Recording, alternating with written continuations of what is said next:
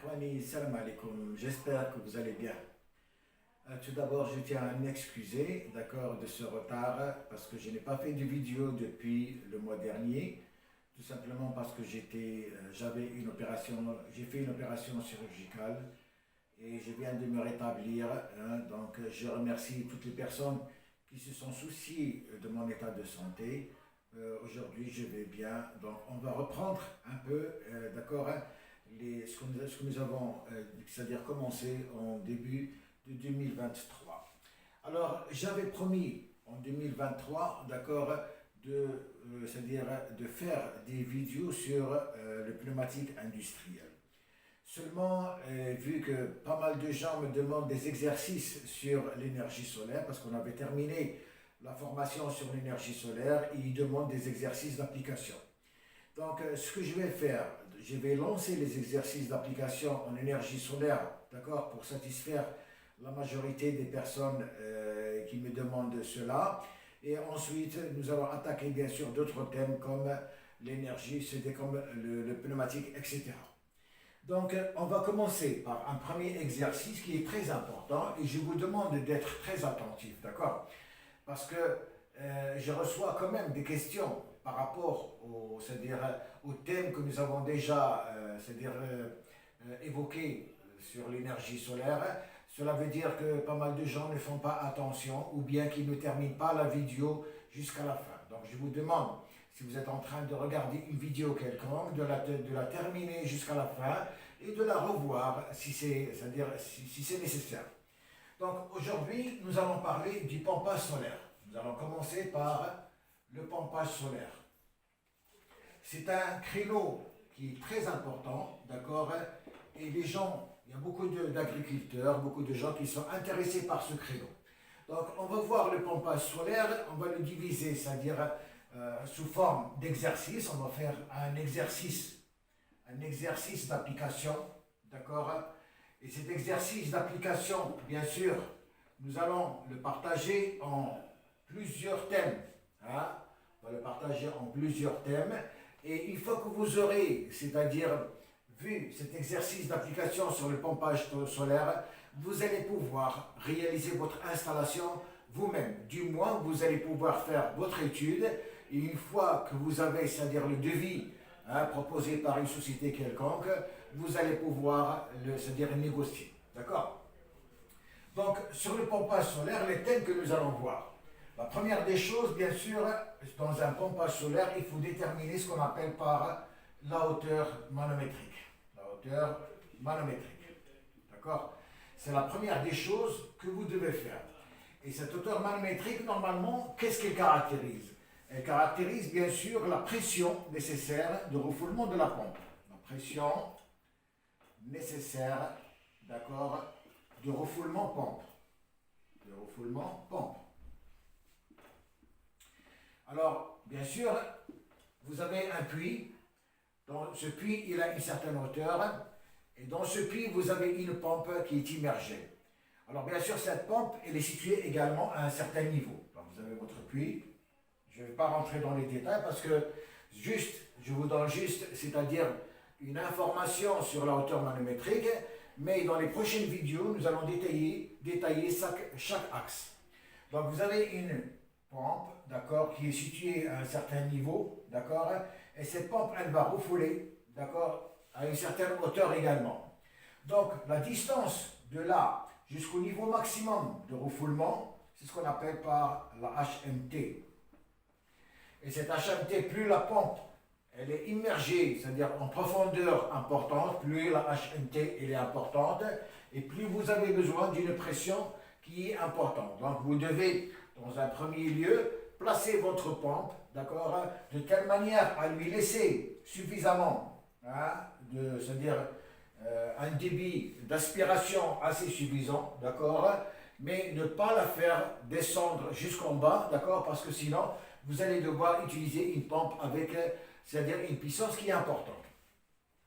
Donc, pour calculer cette HMT, d'accord, vous devez connaître la longueur de la conduite en général. Longueur de la conduite. D'accord? Vous devez connaître le nombre de coudes le nombre de raccords, d'accord, plus vanne, plus clapet. Donc tout ça, vous allez le lister pour pouvoir calculer votre hauteur manométrique. Vous devez, c'est-à-dire définir la longueur, c'est-à-dire du puits, c'est-à-dire le refoulement de votre pompe, cette longueur-là, de là jusque là, jusqu'au château, donc vous devez connaître cette longueur. Et vous devez connaître les différents coudes. Par exemple, j'ai un coude ici 90 degrés, j'ai un coude 90 degrés, j'ai un autre coude 120 degrés. Vous devez lister la totalité des coudes. Et vous allez lister le nombre de raccords, vous allez lister les vannes, les clapets anti-retour, etc. Donc tout ça, c'est la première des choses à faire. C'est-à-dire, je veux faire mon installation, je connais la distance de mon puits jusqu'au niveau où je vais refouler, je vais déterminer la longueur, donc je ne parle pas du diamètre, je parle uniquement de la longueur parce que le diamètre va dépendre de la pompe que je vais installer. Vous allez mesurer, d'accord, la longueur totale de votre conduit depuis le refoulement de la pompe jusqu'à, c'est-à-dire le château, et vous allez mesurer, c'est-à-dire la hauteur de votre puits. Vous devez connaître la hauteur de votre puits, la hauteur du puits, d'accord, et vous devez connaître la hauteur, c'est-à-dire à laquelle la pompe est placée. Si par exemple votre puits il a une hauteur de 100 mètres, d'accord, je vais placer par exemple ma pompe à une hauteur de 70 mètres, par exemple. Je dois connaître la hauteur de mon puits et je dois connaître, c'est-à-dire la hauteur à laquelle j'ai placé ma pompe.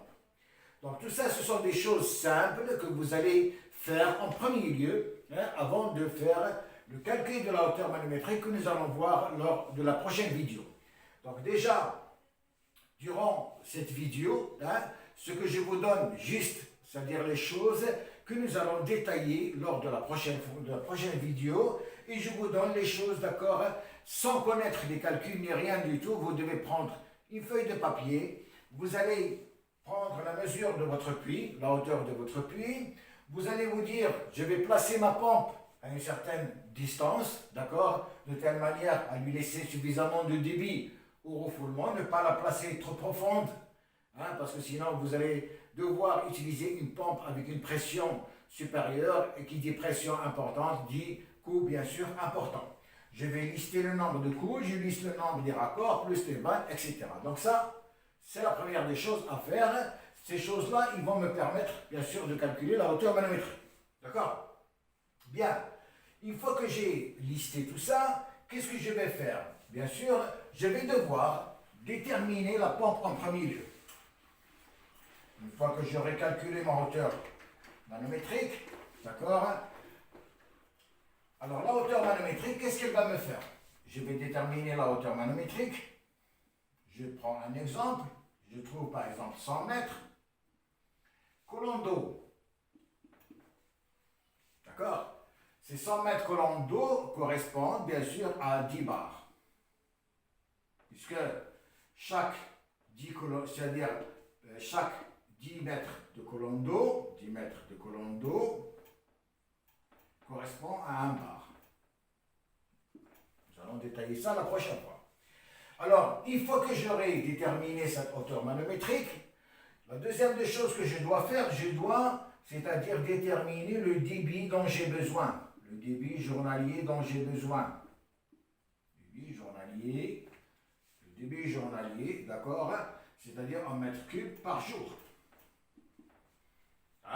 Je dois déterminer ce débit. J'ai besoin, par exemple, de 60 mètres cubes par jour, 100 mètres cubes par jour, etc. Donc, ça, c'est la deuxième des choses que je dois déterminer. C'est-à-dire, je vais lister tous les paramètres nécessaires pour déterminer la hauteur manométrique. Deuxièmement, je vais déterminer le débit dont j'ai besoin, le débit journalier dont j'ai besoin. D'accord? Donc, tout ça, ce sont des choses que vous allez, c'est-à-dire apporter sans que vous ayez besoin de faire un calcul quelconque. Vous devez vous dire, pour calculer ma hauteur manométrique, j'ai besoin de connaître la longueur de la conduite, j'ai besoin de déterminer les coudes, j'ai besoin de déterminer les différentes vannes, raccords, etc. D'accord? D'accord? Une fois que j'aurai déterminé tout ça, je dois mesurer la longueur de mon puits. Et je vais dire, la pompe, elle va être située à un tel niveau. C'est bon. Ensuite, je détermine le débit journalier dont j'ai besoin. Hein, en fonction du nombre d'hectares que vous avez, en fonction de ce que vous êtes en train de faire, je vais dire, j'ai besoin de tant de mètres cubes par jour. Ça, ce sont des données que vous allez vous-même vous imposer. Hein. Ce n'est pas le fournisseur qui va venir vous dire, voilà, vous avez besoin de tant de débit, vous avez besoin, etc. C'est à vous de décider de tout ça. Bien. Alors, une fois que nous avons déterminé tout ça, nous allons passer par la suite, donc ça premièrement, la hauteur manométrique, vous déterminez votre débit, et troisièmement, il faut déterminer la pompe. Quel type de pompe je vais utiliser? Alors bien sûr, cette pompe immergée que je vais utiliser, il y a des abacs hein, que je vais vous présenter par la suite. Ces abacs, ils permettent de déterminer, c'est-à-dire la pompe dont je vais avoir besoin. Et ces abacs, bien sûr, ils tiennent compte, les abacs, ils tiennent compte de la hauteur manométrique, il tient compte du débit par heure. Donc, en fonction de la hauteur manométrique que nous allons déterminer, en fonction du débit journalier que vous allez vous imposer, nous allons pouvoir déterminer la puissance de la pompe. On va déterminer la puissance de la pompe et nous allons déterminer son rendement, plus le rendement. Alors attention, quand vous allez choisir votre pompe, c'est-à-dire un critère important, c'est le rendement. Hein? Parce que si vous choisissez une pompe avec un rendement très faible, aux environs de 50% ou 40%, c'est-à-dire ce que vous allez économiser en argent, vous allez le perdre en débit, etc. Donc, je vais vous montrer des abacs, je vais vous les présenter la prochaine fois. Ces abacs, ils vont vous donner la puissance de la pompe en kilowatts et en chevaux, d'accord? Et ils vont vous donner le rendement de votre pompe et la référence, parce que, bon, on va partir d'un abac avec une référence de pompe et une marque donnée. Bien sûr, vous pouvez choisir la marque que vous voulez en fonction, par exemple, de ce que vous, c'est-à-dire de ce que vous entendez, des meilleures marques, etc. Et en fonction de cette marque, vous allez chercher, c'est-à-dire la bac de cette pompe, et vous allez utiliser, c'est-à-dire définir la puissance et définir son rendement. D'accord? Bien.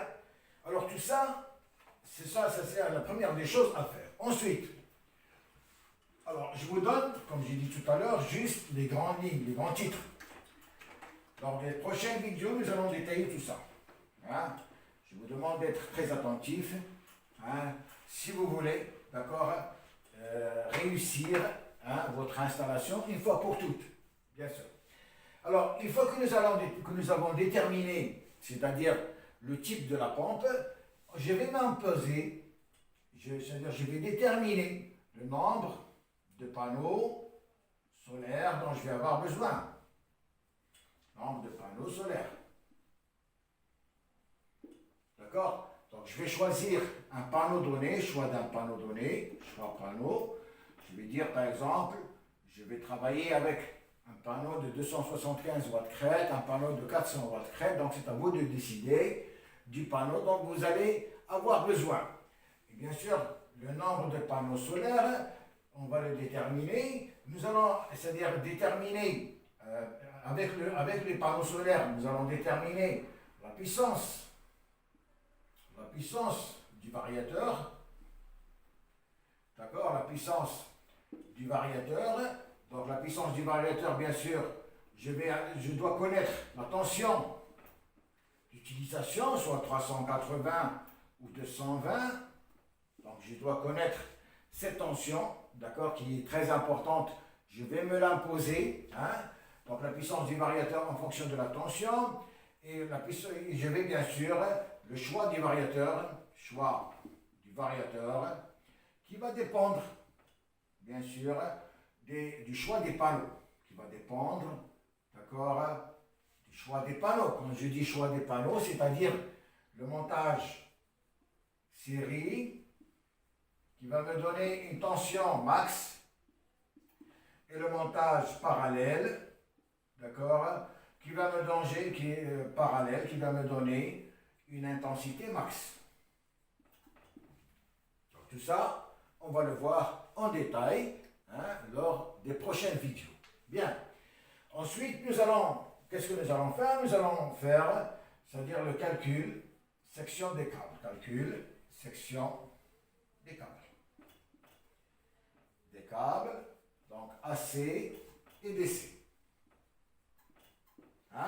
Et pour finir, nous allons voir, c'est-à-dire la protection électrique. C'est-à-dire, on va voir qu'est-ce que nous allons utiliser comme fusible, qu'est-ce que nous allons utiliser comme parapoutre, qu'est-ce que nous allons utiliser comme disjoncteur, etc. Aussi bien au niveau circuit AC que au niveau circuit DC. C'est bon. Donc voilà un peu, c'est-à-dire le programme que nous allons utiliser, c'est-à-dire sur lequel nous allons travailler lors des prochaines vidéos pour attaquer ce créneau de pompage solaire. C'est bon. Alors, j'ai tenu tout simplement à vous présenter ce programme. Pourquoi?